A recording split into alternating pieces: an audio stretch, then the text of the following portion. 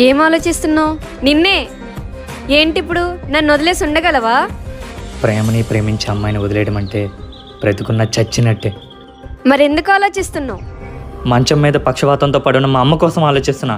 తనను వదిలేసి నేను ఎలా వస్తా అని ఆలోచిస్తున్నా. అయితే నా చావే చూడు. నీతో కాకుండా వేరే వాడితో పెళ్లి జరిగితే నా మెడలో పడేది తాలి కాదు, ఉరితాడు.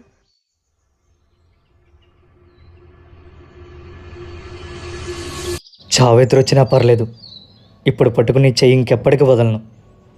నువ్వన్నట్టు పారిపోయి పెళ్లి చేసుకుందాం అమ్మాడి.